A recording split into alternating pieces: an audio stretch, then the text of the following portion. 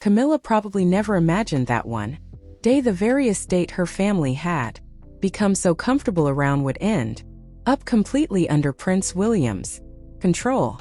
But according to the story, that is exactly what happened, and the fallout has been brutal. When people talk about royal power, they usually focus on crowns, titles, and public appearances. But the real power has always been tied to money, land, and control behind the scenes. And that brings us straight to the Duchy of Cornwall. According to reports circulating around royal circles, everything changed on April 26, 2026, when King Charles signed documents transferring full authority over the Duchy of Cornwall to Prince William. Now, this wasn't some ordinary estate. We're talking about the duchy is one of the largest and most valuable private land portfolios in Britain, with properties spread across England and Wales, massive agricultural holdings, commercial developments, and enough revenue to make even major corporations pay attention. Once the transfer was completed, William wasn't just the future king anymore. He became the man holding the keys to one of the monarchy's most powerful financial engines. And here's where things apparently got awkward. The story claims that Camilla wasn't included in the decision-making process. She wasn't sitting beside Charles when the paperwork was signed. She wasn't consulted beforehand. Instead, she reportedly learned about the decision after it had already happened through official channels. If that's true, you can understand why people inside royal circles would see it as more than just a legal transfer, would feel personal. The narrative surrounding this situation says Camilla immediately understood what was happening. This wasn't simply about William receiving an inheritance. It was about William receiving authority. And authority means the ability to decide who gets access and who doesn't. That's where things allegedly started becoming uncomfortable for members of Camilla's family. The story traces everything back to Queen Elizabeth II and claims she left behind a set of legal instructions intended to protect William's future inheritance. According to this version of events, these instructions contain provisions designed to ensure that important duchy assets could never be commercially influenced or controlled by people outside the direct Windsor bloodline. Now, whether every detail of that claim is accurate is something people continue debating. But inside this story, that legal framework becomes the foundation for everything that follows. Because once William took control, attention reportedly turned toward long-standing arrangements connected to Camilla's relatives. One name that immediately comes up is Tom Parker Bowles. Tom has built a successful public career as a food writer and television personality, but according to this account, concerns emerged after investigators reviewed previous business inquiries connected to companies that allegedly had links back to members of Camilla's wider family network. The claim is that multiple attempts have been made over the years to secure commercial opportunities involving duchy properties. None were approved, but the fact that the approaches allegedly kept appearing caught attention once William's team started reviewing historical records. And honestly, from William's perspective, you can see why that would raise questions. If you're inheriting one of the most valuable estates in the country and suddenly discovering years of business proposals tied to the same family network, you're probably going to start looking closer. Apparently, that's exactly what happened. The deeper review reportedly uncovered additional arrangements involving agricultural land connected to old agreements that stretch back decades.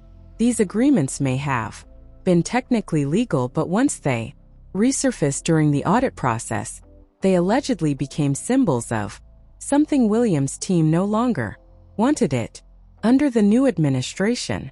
So one by one, old arrangements started disappearing.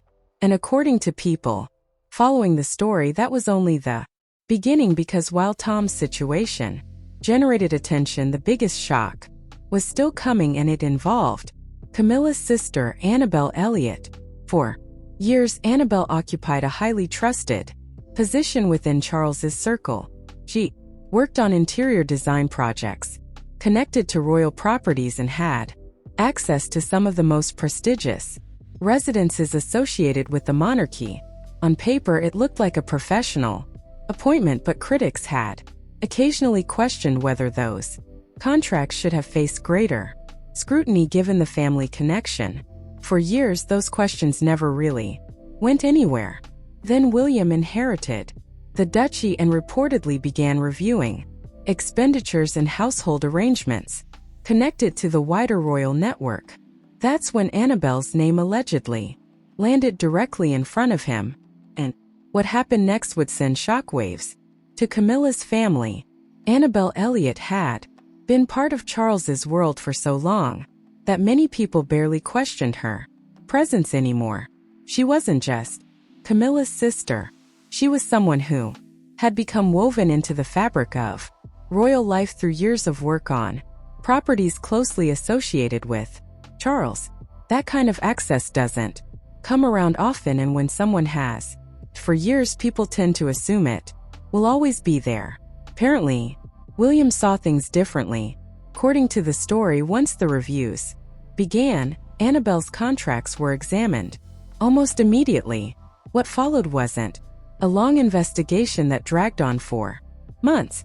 There was no public dispute and no gradual transition. The contracts were simply terminated. For people inside Camilla's circle, that decision reportedly landed like a punch to the stomach, because this wasn't just about losing a professional role. Annabelle's position represented influence, access, and proximity to the highest levels of royal life. Once that disappeared, it sent the message that everyone understood William wasn't interested in maintaining old arrangements simply because they had existed for years. And here's where the emotional side of the story starts becoming impossible to ignore. People often forget that William's relationship with Camilla's family has always existed alongside the history of Charles and Diana. No matter how many years pass, that history never completely disappears. According to this version of events, Annabelle's dismissal carried extra weight because of the role her home allegedly played during Charles and Camilla's relationship years ago. Her house was reportedly one of the places where their relationship was sheltered from public view during the most controversial years of the affair.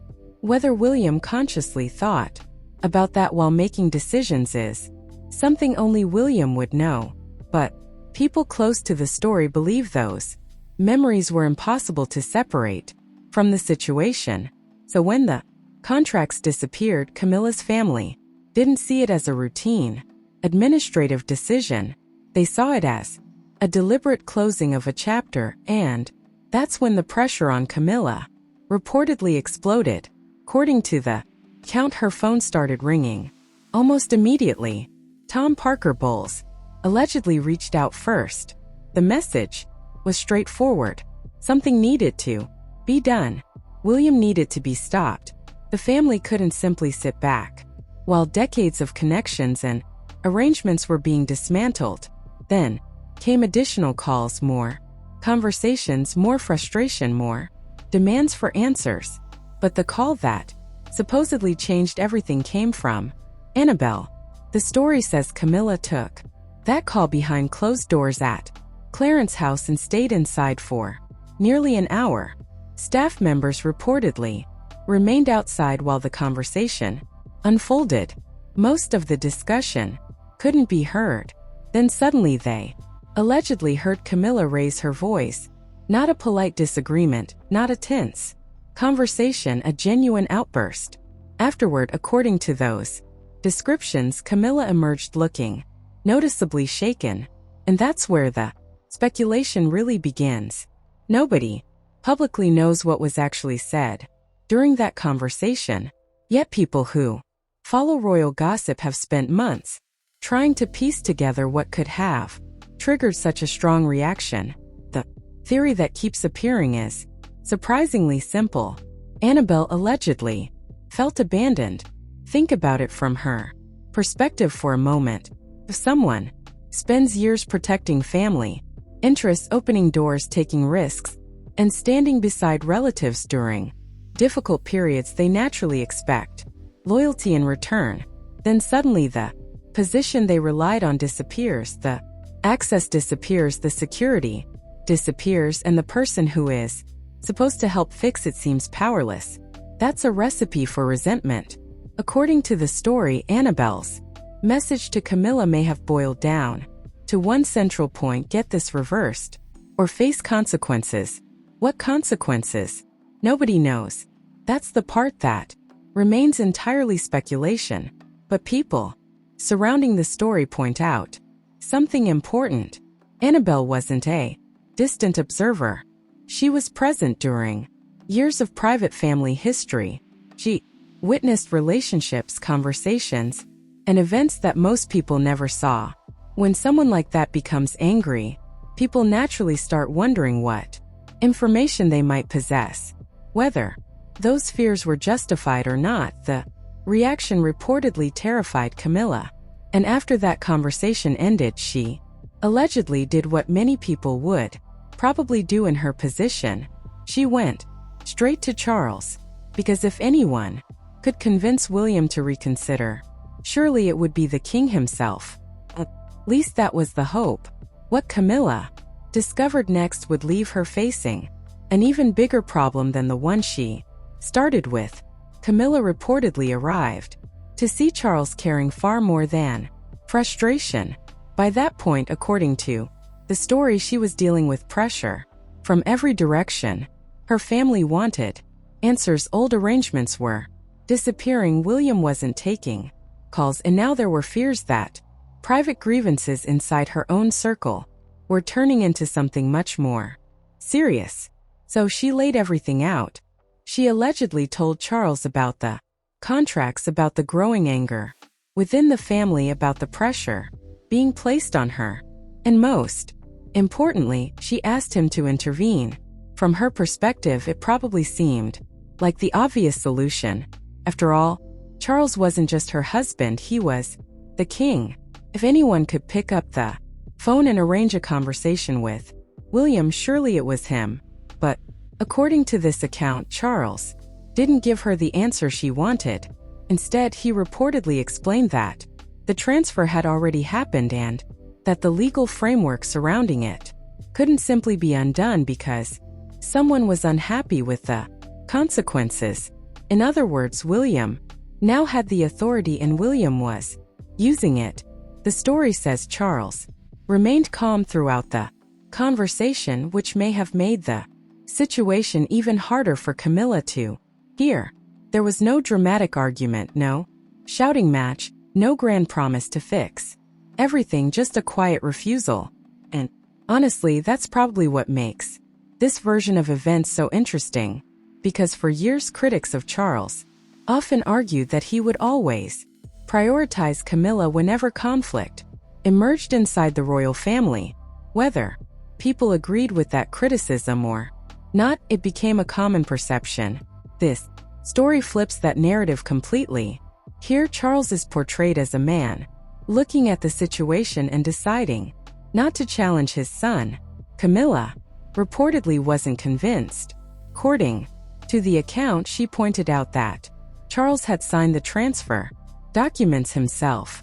She questioned the idea that his hands were somehow tied when he had personally helped make the decision possible. It's easy to imagine how uncomfortable that conversation must have been if it truly happened, because beneath the legal arguments was a much more personal question.